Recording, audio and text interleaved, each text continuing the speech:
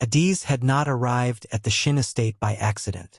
She had arrived by design, her own carefully constructed, obsessively maintained design. The kind of design that takes years to build and can be dismantled in a single evening by a drunk man with bad intentions and expensive shoes. But we'll get to that. First, who was she? Before the shed, before the phone, before the number with no name? She was the third of 4 children born to Nigerian parents in a quiet suburb of Minneapolis, where the winters were long and the neighbors were polite in the specific way that meant they had simply decided not to see you. Her father, Dr. Emeka Okafor, was a cardiologist. Her mother, Grace, was a secondary school mathematics teacher who had retrained as a home health care specialist when the licensing requirements in Minnesota made her Nigerian credentials impossible to transfer. Adaeze had grown up watching her mother care for other people's elderly parents with a precision and a warmth that made grown adults weep with gratitude. And she had grown up watching those same grateful families never once think to ask how Grace was doing, never invite her to sit, never remember her birthday, never see her as anything other than the capable, soft-spoken woman who managed the inconvenient, untidy business of their parents' decline. Grace Okafor never complained. She moved through those houses like water, finding the shape of every available space, causing no friction, leaving no mark. Adaeze had sworn she would be different. She had studied nursing, graduated top of her class, done a 2-year specialization in geriatric care because she genuinely loved the elderly. Their frankness, their stories, the way they looked at you with eyes that had stopped bothering to perform. She had built a small, sterling reputation as a private companion and care specialist for high-net-worth families. The kind of families whose elderly relatives required discretion as much as medical skill. She was exceptional at her job. She was also, she had slowly realized, exceptionally good at disappearing inside it. The Shin family had come to her through a referral agency 18 months ago. They needed a live-in companion for Madam Shin, the family matriarch, a 78-year-old Korean woman named Shin Bongja, who had survived a mild stroke the previous spring and now required around-the-clock monitoring, physical therapy coordination, and the kind of careful, patient company that her own children, stretched thin across careers and continents, struggled to provide consistently. Adaeze had taken the position after a single interview. Madam Shin had looked at her across the sitting room with sharp, clear eyes that hadn't been softened by age even slightly, and said in lightly accented English, "You are not afraid of me." "No," Adaeze had said. "Good." Madam Shin had picked up her tea. "Everyone is afraid of me. It is boring."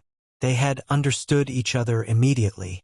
For 18 months, Adaeze had lived in the east wing of the Shin estate, a sprawling property on the north shore of the city, where the architecture was all clean horizontal lines and glass, and the garden was immaculate and largely unused.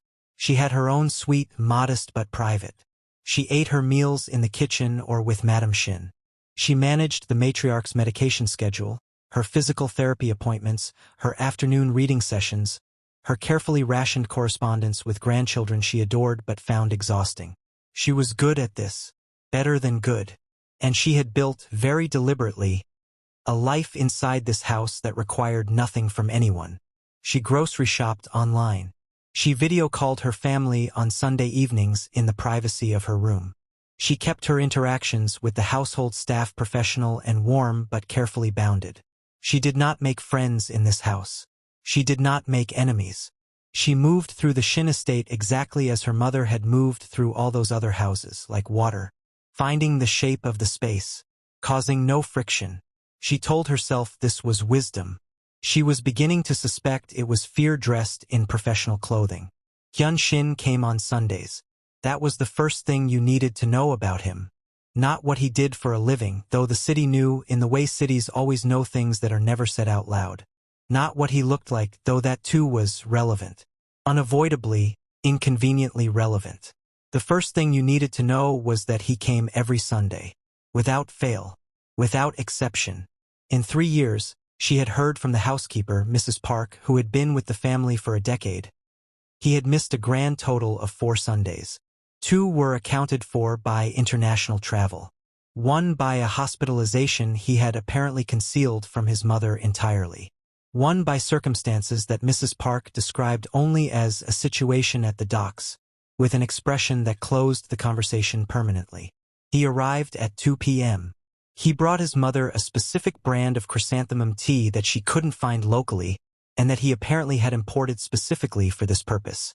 He sat with her for 3 hours. He ate whatever was prepared, never complained, never requested changes. He left at 5 p.m. Adaeze's Sunday routine for 18 months had been built entirely around avoiding him. Not because she was afraid of him. She had been honest with herself about that much. Because she was aware of him in a way that was professionally inconvenient and personally dangerous. Shin was the eldest son of the Shin family and the operational head of what the city's law enforcement community referred to, in carefully worded reports, as the Eastern Harbor Syndicate. What this meant in practice was that he controlled the movement of significant resources, legitimate and otherwise, through the city's port infrastructure. What it meant in the room was that he occupied space differently than other men. Not loudly. Not with the performed dominance of men who needed you to know they were dangerous. Quietly. The way load-bearing walls were quiet. The way deep water was quiet. He was 36. He had his mother's eyes, sharp, clear, and entirely uninterested in performing warmth he didn't feel. He dressed without ostentation. Dark suits and open collars, nothing that announced itself. He spoke to his mother in Korean, low and unhurried, and the old woman, who could be imperious and demanding with everyone else in the house, softened visibly in his presence in a way that Adaeze found herself watching more than was strictly necessary. He and Adaeze had a language of near silence. A nod when she entered the room to check on Madame Shin mid-visit. A slight inclination of his head when she set tea on the side table. Once, when Madame Shin had grown tired earlier than expected and Adaeze had gently redirected the visit toward a natural close, he had stood, kissed his mother's forehead, and looked at Adaeze across the room with an expression she hadn't been able to classify and had spent an embarrassing amount of time trying to. They had never had a conversation that lasted more than 4 sentences. She was the companion. He was the son. The space between those two roles was wide, and they both stood on their own sides of it, and that was entirely appropriate, and Adaeze was perfectly fine with it. She was. The burner phone had appeared 3 months ago. She had found it on the windowsill of Madame Shin's sitting room on a Sunday evening, after Hyun had left and she was tidying up. A flat, matte black device, plain and functional, clearly prepaid. The strip of medical tape on the back. The 4 words, "For when you need." She had stood in the middle of the sitting room for a long time, holding it. Then she had walked to her room, put it in the drawer of her nightstand, and not thought about it again. That was a lie. She had thought about it constantly, in the specific, exhausting way you think about things you have decided to pretend don't exist. She had not asked herself what it meant. She knew what it meant. A man like Shin did not leave phones with numbers and notes by accident. He had seen something or known something or simply, and this was the possibility she found most difficult, simply paid attention in a way that no one in this house or any house she'd worked in had ever paid attention to her before. She had put the phone in her drawer and gone back to work. Before we get to the night everything breaks. I need you to do something. If you're watching this and you can already feel where this is going, if something in you already knows what kind of story this is, drop a comment below. Tell me, did she make the right call? I want to know what you think before the ending. And if you haven't subscribed yet, do it now. This channel runs deep, and you don't want to miss what comes next. Minjun Shin arrived on a Thursday, unannounced, which was, Mrs. Park told Adaeze quietly in the kitchen that morning, with the specific tight-lipped economy of a woman who had survived a great deal by saying very little. Already a bad sign. He was 31, the younger son. He had his mother's cheekbones and none of his brother's stillness.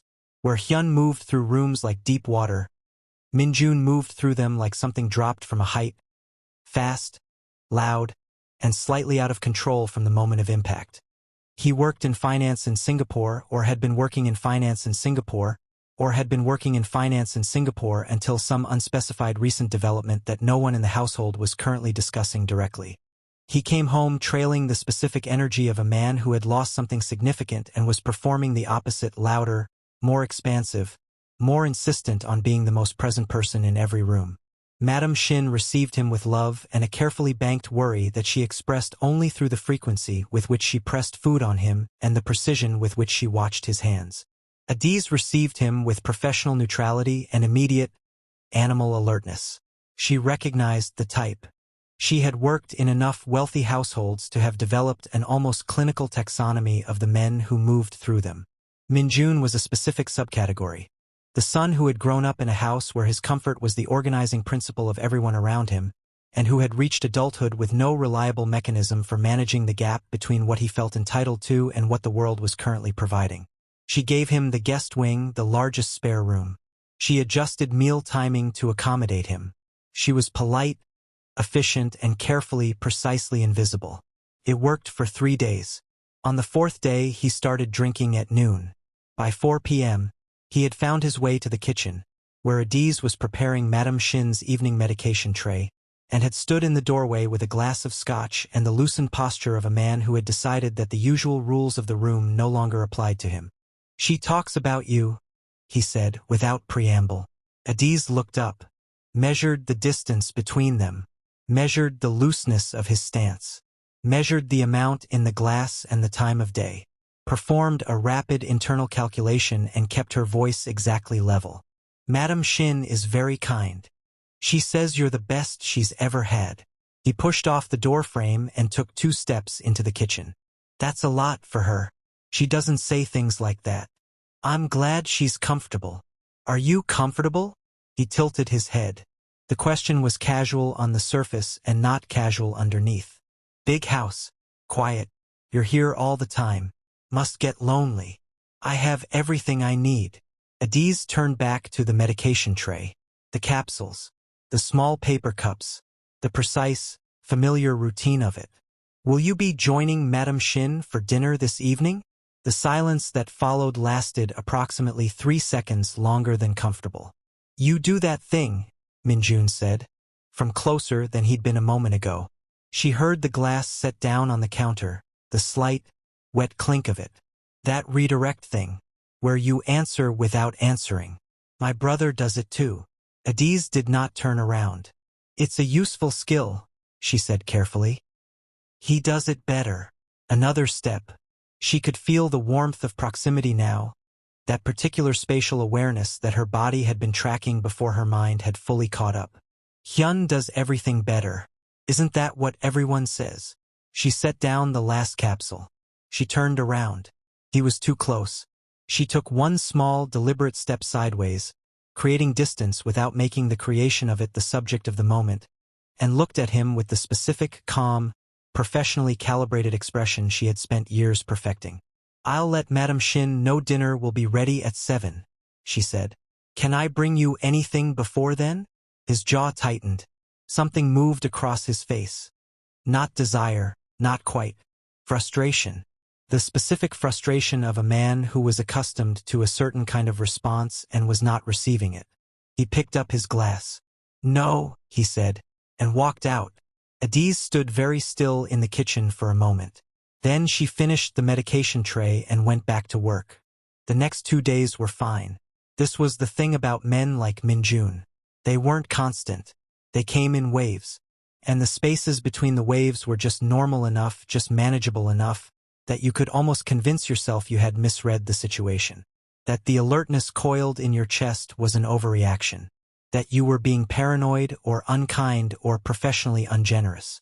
Adaeze did not convince herself of these things. But she managed. She managed until Saturday night. Madame Shin had gone to bed early. She tired easily on days when she'd had visitors. And the house was quiet by 9 p.m. Adaeze did her final evening checks, confirmed the old woman was comfortable and sleeping, and retreated to the kitchen to clean up.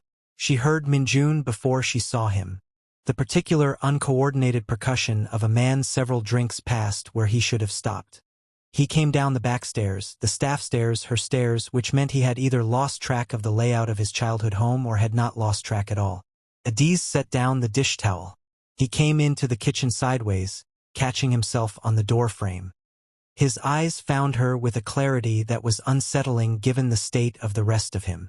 Some people got imprecise when they drank. Minjun, she saw now, got focused. Just focused on the wrong things. Still working, he said.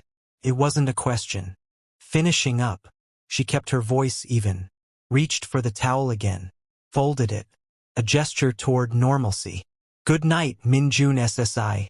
Don't do that. He crossed the kitchen in 4 steps. 4 steps was too fast.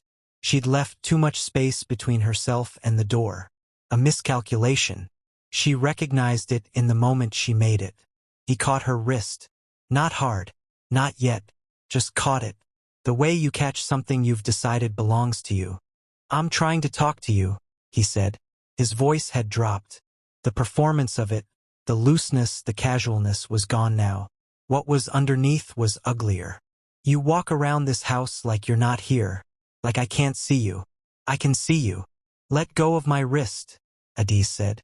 Flat, quiet, clear. You've been avoiding me.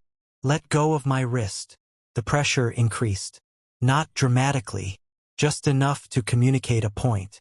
His eyes were very bright, very focused, and the ugliness underneath the performance was fully visible now. Not desire, not really. Control. The need to make something move the way he had decided it should move. Minjun. Her voice was perfectly level. Let go. He did not let go. What happened in the next 40 seconds was not dramatic. It was quick, ugly, and brutally practical. She tried to pull free.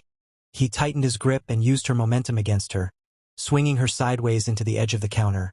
Her hip connected hard, pain flaring white, and when she caught herself on the counter with her left hand, he grabbed that wrist too, and the angle was wrong, the force was wrong, and she felt the snap in her ring finger before she fully processed that it had happened. The sound that came out of her was not a scream. It was a single, compressed, involuntary sound, surprise as much as pain, and then she stopped making sounds entirely because making sounds would cost her something she needed to keep. Minjun let go. He stepped back. He looked at her hand, at the finger already beginning to swell and bend wrong, and something crossed his face. Not remorse, not quite. Alarm. The specific alarm of a man who has crossed a line and is now calculating the consequences. You shouldn't have pulled away, he said. She looked at him for exactly 1 second. Then she walked out.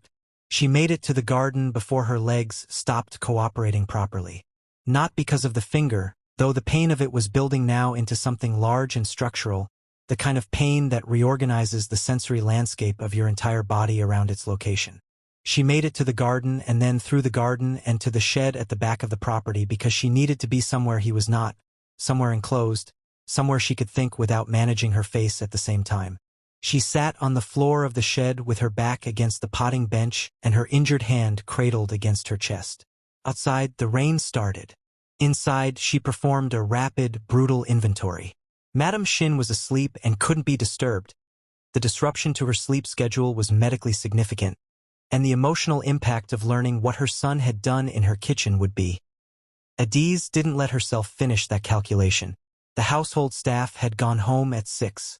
Mrs. Park lived off-property. Her own phone was on the kitchen counter where she'd left it. She never brought it into patient spaces, force of habit, and she hadn't anticipated needing it at 9:15 on a Saturday night in a garden shed. She had the burner phone. She always had the burner phone. She'd started keeping it in her uniform pocket 3 weeks ago and hadn't asked herself why. She looked at the screen for a long time. For when you need. She had built her entire life around not needing. Around the careful, exhausting architecture of self-sufficiency. Around being the person who handled things quietly and completely, so that handling things never became anyone else's problem. She had watched her mother do it. She had told herself she would be different.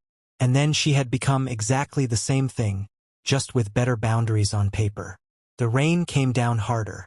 Her finger throbbed with the steady, enormous insistence of something that was not going to let itself be ignored. She pressed call. Stop. I need you to feel what just happened. She didn't call because she was weak. She called because her body finally overruled the story she'd been telling herself her whole life. If that hit you anywhere, like, subscribe, and tell me in the comments, what does it take for a woman like this to ask for help? Because I think a lot of us know exactly how long she held out. And we know exactly why. The line connected on the second ring. No voicemail. No automated greeting. Just connection. Silence on the other end, but a specific kind of silence. Awake. Alert. Present. She opened her mouth.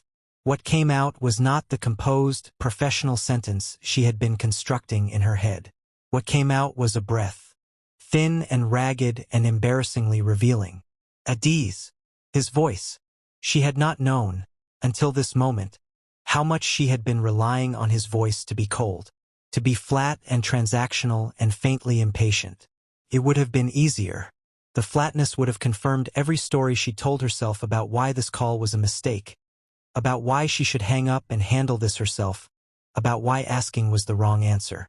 His voice was none of those things. It was quiet, but it was a different kind of quiet than his usual stillness. This quiet had an edge to it. Something underneath it that she couldn't name from a phone call but that her body registered before her brain could intervene. Hyun SSI, she said. Her voice was steadier than she expected. She resented slightly that this surprised her. I apologize for calling this late. Stop. The word was soft, completely non-negotiable. Where are you? Not a question. Coordinate request. The garden shed. At the back of the property. A pause. She heard, distantly, the sound of movement. A door. The particular acoustic shift of a man moving from indoors to out. Minjun, he said. Also not a question. Yes. The silence that followed lasted perhaps 4 seconds. For seconds in which she heard his breathing change in a way that was almost imperceptible and entirely legible. Not a sound of surprise. A sound of confirmation. Of something already known. Moving from the category of anticipated into the category of happened. How bad? He said. My ring finger. Left hand. I think the angle is wrong. She exhaled carefully, a controlled breath through the pain. I'm fine. I just needed to. She stopped, because she didn't know how to finish that sentence honestly. I needed to be somewhere other than alone in this?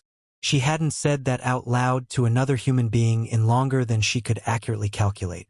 You needed, Hyun said quietly. That's enough. She closed her eyes. I'll need you to stay in the shed, he said. His voice had shifted again. Still quiet but organized now, the way a room is organized when someone who knows exactly what they're doing has just walked into it. Lock the door if there's a latch. Keep the phone on. Where are you? 40 minutes from the property. A beat. I'll be there in 25. That's... The roads are wet. You don't need to. Adaeze. She stopped. Keep the phone on, he said again. And then she would turn this over for a long time afterward, in the specific way you turn over moments that rearrange something in you. He said, you called. I'm coming. That's how this works. She didn't respond to that. She couldn't. She pressed her back against the potting bench and kept the phone in her good hand and listened to the sound of a car engine starting somewhere on the other end of the line. And she did not cry, because crying was still the thing you did when you believed someone was coming. And for the first time in a very long time, she believed it. Shin had been in Busan when the phone rang. Not Busan, Korea, Busan. The name his people had given to a disused industrial complex on the south side of the city, where the syndicate processed most of its legitimate shipping paperwork and some of its significantly less legitimate everything else. He had been in the middle of a meeting with 2 men from Vancouver who were either going to become very useful business partners or were going to become a significant administrative problem, and either outcome required his complete, undivided attention. He had looked at the screen when it vibrated. He had said to the 2 men from Vancouver, "We'll finish this tomorrow." His second, a lean, watchful man named Cho who had worked with him for 11 years and had developed a comprehensive working knowledge of Hyun's expressions, had looked at the screen, then at Hyun's face, and said nothing. He simply picked up his own phone and began making the arrangements that the expression required, before Hyun had said a word. This was why Cho had lasted 11 years. Hyun was in his car in 4 minutes. The drive from the complex to the North Shore estate, under normal conditions, was 40 minutes. The roads were wet. It was close to 10 p.m. and the expressway was clear of the commuter traffic that made it impassable at other hours. He made it in 23. He did not think about Adaeze sentimentally during the drive. He was not a sentimental man. He did not curate emotional experiences or indulge in the particular narcissism of men who catalog their own feelings with the thoroughness of archivists. What he thought about was practical and precise. He thought about the first Sunday he had noticed her, not seen her, noticed her, which were different things. She had been adjusting the angle of his mother's reading lamp with a focus and care that was entirely disproportionate to the task, the kind of attention you only gave to small things when the small things were standing in for something larger, something you couldn't give directly. He had watched her do it and felt the recognition of someone seeing a particular kind of discipline from the inside. He thought about the way she moved through his mother's house, not like a servant, not like an employee, but like a person who had decided, very deliberately, to take up only the space she had been allocated. There was something in that geometry that he recognized and that he did not like seeing from the outside. He thought about the 3 occasions on which he had seen something cross her face that she didn't know he was watching. Once when Minjun had called the house and their mother's expression had changed. Once when a delivery driver had spoken to her with the specific careless condescension of a man who had instantly and wrongly categorized her. And once, this was the one he had turned over the most, when his mother had reached up during a reading session and briefly, unself-consciously, patted Adaeze's hand, and Adaeze's face, for exactly one unguarded second, had done something complicated and soft and then immediately closed again. He had left the phone 3 months ago. He had not explained it. He didn't think she'd needed an explanation. Women like Adaeze didn't need things spelled out. What they needed was the option. The knowledge that the option existed. Whether she used it was entirely hers. She had used it. He came off the expressway at exit 14 and pushed the car through the last 4 miles at a speed that the rain made inadvisable, and that he made advisable through the application of 17 years of driving in conditions far worse than this. The estate gates were closed. He had a code. He had always had a code. His mother's house, his family's property, regardless of everything else. He entered it, drove through, and parked at the side of the house rather than the front. The garden gate was around the east wall. He went through it without hurrying, because hurrying was for people who had not already decided exactly what was going to happen. The shed was at the back of the garden. A low timber structure half concealed by the overgrown wisteria. His mother had never gotten around to cutting back. A thin line of light showed under the door. He knocked twice. Quiet. Specific. "It's me," he said. A pause. The scrape of a latch. The door opened. She looked at him the way people looked at things they had told themselves weren't going to arrive. She was sitting back down now on the floor, her back against the potting bench. She was still in her uniform, the pale blue of it. Her left hand was cradled in her right, and even in the dim light of the single bulb overhead he could see the swelling in her ring finger, the wrong angle of it, the careful way she was holding her whole arm still to minimize the movement. She had her face arranged in the expression he recognized. The professional one, the composed one, the one she wore when she was managing something instead of feeling it. He crouched in front of her. He didn't reach for her hand immediately. He looked at her face first, which she clearly hadn't expected, because for just a second the composed expression flickered. He looked at her eyes, checking for the specific dilation and disorientation of shock. He looked at the set of her jaw and shoulders. He made a rapid, clinical assessment of what he was dealing with. Then, carefully, he said, "May I look at your hand?" She blinked. Of everything she had apparently been braced for, asking permission had not been on the list. She extended her left hand slowly. He took it with both of his hands were cold from the rain. He felt her register that, a slight intake of breath, and angled it toward the light. The ring finger was dislocated at the proximal joint, the swelling already substantial, the skin beginning to mottle toward purple at the knuckle. "Not broken," he said. "Dislocated. It needs to be reduced." "I know," she said. "I'm a nurse. I know you're a nurse." He held her hand with steady, careful pressure, not moving yet. "Does that make it easier or harder?" She looked at him. "Harder," she said after a moment. "I know exactly what it's going to feel like." "Then look at me," he said. "Not at your hand. At me." She raised her eyes to his face. He reset the joint in one smooth, swift, precise movement. She made a sound, short, compressed, and swallowed almost before it existed.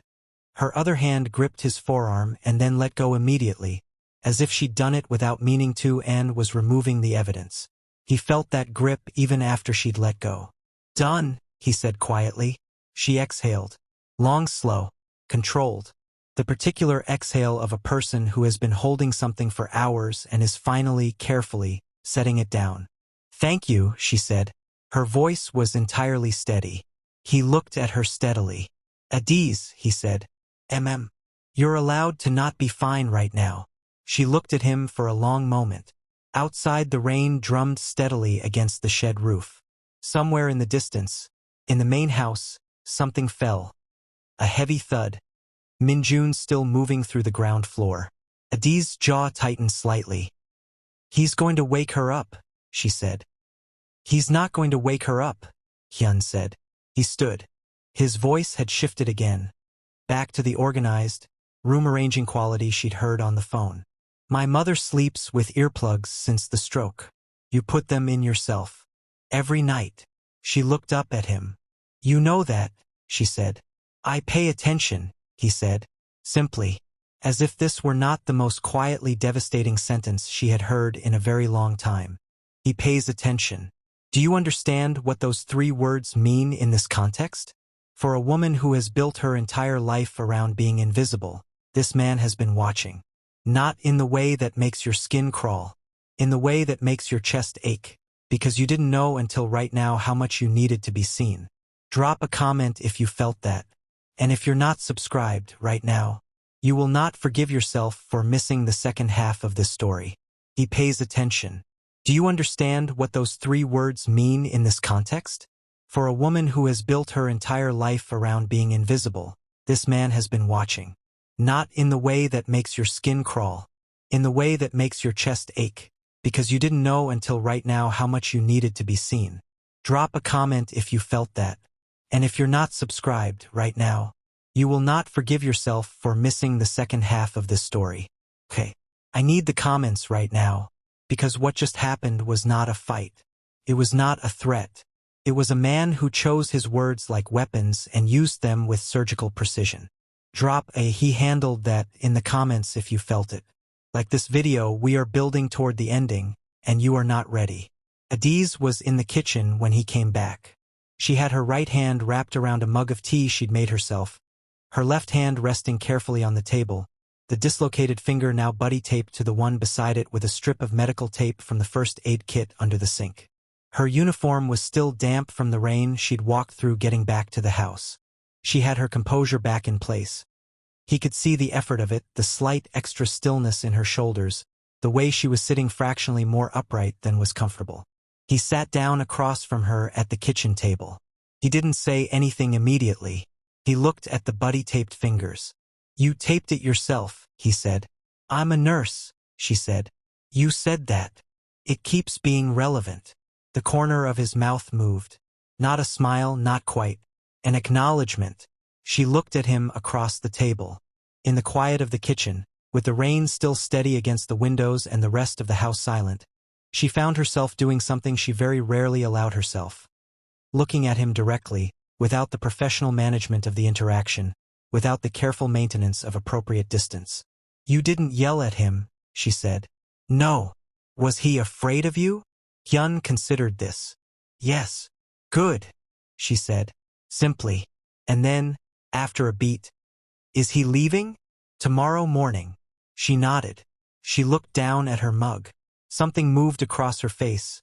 Not relief. Not exactly. Something quieter. The specific loosening of something that has been held taut for too long. "I owe you an apology," she said. He looked at her. "For calling," she clarified. "I know it wasn't Adaeze." She stopped. "Don't," he said, quietly. "Don't apologize for calling. I left you the phone for a reason." She looked at him steadily. "What was the reason?" He held her gaze. "Because I watched you move through this house for 18 months, he said. "Making yourself smaller every single day, and I didn't know how to say, in a context that wouldn't be inappropriate, that you didn't have to, that there was a different option." He paused. The phone was the only thing I could think of that wasn't overstepping. She was quiet for a very long time. Outside, the rain was gentling. Not stopping, just losing its urgency, the way storms eventually did. I almost didn't call, she said. I know. I sat in that shed for a long time, telling myself it was a bad idea. I know. His eyes didn't leave her face. But you called. My finger was at a very persuasive angle. Now he did smile. Just slightly. Just enough. It rearranged his face in a way that she filed away without meaning to, in the category of things she was probably going to be thinking about at inconvenient times for the foreseeable future. Can I ask you something? She said. Yes. You said on the phone, you said that's how this works. She looked at him carefully. What did you mean by that? A pause. I meant, Hyun said, that when you call, I come. That's the arrangement. That's what the phone was for. That's a very open-ended arrangement. Yes.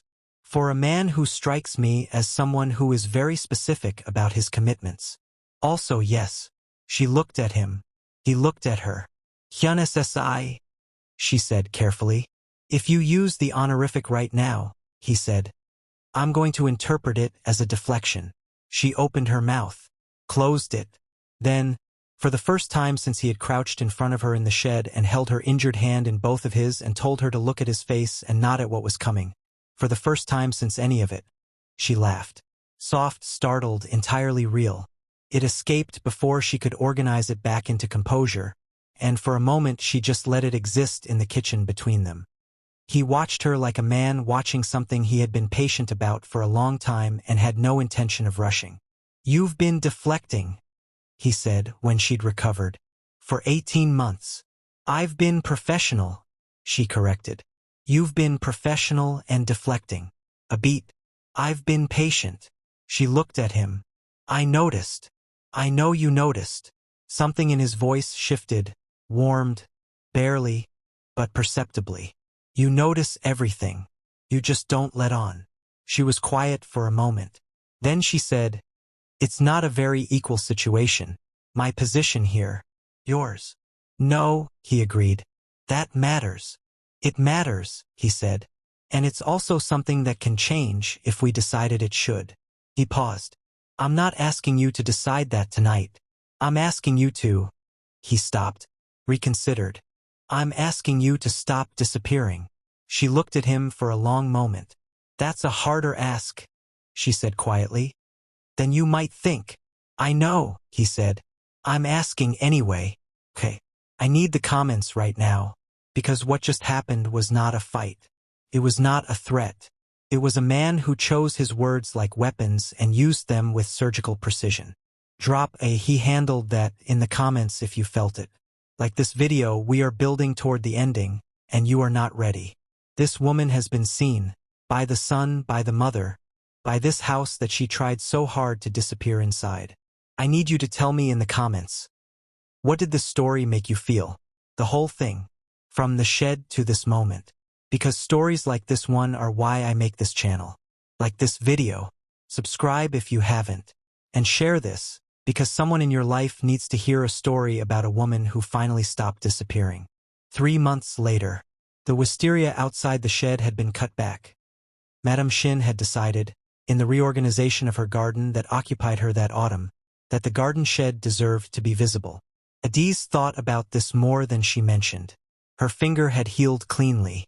She wore a ring on it now, not from Hyun, not yet, nothing that dramatic, but a thin gold ring her mother had sent from Minneapolis after a Sunday phone call in which Adaeze had said more than she usually said, and her mother had listened more carefully than she usually had to, and at the end Grace Okafor had said, I'm glad someone is paying attention, my daughter. Took long enough. Adaeze was still at the Shin estate. Still Madame Shin's companion. This was her choice. She had been offered alternatives, and she had considered them, and she had returned to the fact that she was good at this, and that Madame Shin needed her, and that the work mattered to her independently of everything else. Some things didn't need to change in order to be okay. Some things just needed more room. Hyun still came on Sundays. He still arrived at 2 p.m. with the chrysanthemum tea. He still sat with his mother for 3 hours. But now, when Adaeze came in to check on Madame Shin mid-visit, She did not look at the floor or the tray or the middle distance. She looked at him, and he looked back. And Madame Shin, who missed very little and performed missing even less, drank her tea and said nothing and was visibly satisfied. After the Sunday visit, when Madame Shin had rested and the house was quiet, Hyun stayed. They had found, in the months since October, a language that was fuller than the silence they'd had before. Not dramatically different. They were both people who moved carefully through the world and chose words with attention. But fuller. More room in it. The way a house feels different when you stop managing how much space you take up. He had never asked her to stop being who she was. He had asked her to stop editing herself out of rooms. She was working on it. She was discovering, better at it than she'd expected. Self-sufficiency, turned slightly sideways, looked surprisingly like the ability to receive things, to let them land, to not immediately convert warmth into a professional transaction and file it away. She was learning, at 29, that being seen was not the same thing as being a burden, that asking was not the same thing as losing, that the woman her mother had been, careful, invisible, endlessly capable, endlessly unacknowledged, was not a template she was required to inherit. She was learning this slowly. She was learning it with help. She thought she was going to be all right with that. One Sunday evening in December, when the garden was bare and the light came through the kitchen windows at the low, golden angle of the early dark, she was making tea and Hyun was sitting at the kitchen table, and he said, without looking up from whatever he was reading, "My mother asked me today what my intentions were." Adaeze set down the kettle. "What did you say?" He looked up. His eyes found hers across the kitchen with the specific, unhurried attention she was still, after 3 months, not entirely accustomed to. "I told her," he said, "that they were long-term." She held his gaze. "She was pleased," Adaeze said. "She was very pleased." A beat. She tried to be discreet about it. She was not successful. Adaeze turned back to the kettle. She did not turn back quickly enough to hide the expression on her face, and she had stopped trying to, which was its own kind of progress. "Hyun," she said. Thank you." She paused. "For coming. That night. I know I said it then, but you called," he said simply. "I came. That's how it works." She brought the tea to the table and sat across from him, and outside the winter dark was settling over the Shin estate, over the cut-back wisteria and the visible shed and the garden that had a little more room in it now, and inside the kitchen was warm and quiet and full. She had stopped disappearing. He had noticed. That was, it turned out, enough to begin. If this story moved you, and I hope it did, like this video, it tells the channel that stories like this one matter, and it makes sure more people find us. Subscribe.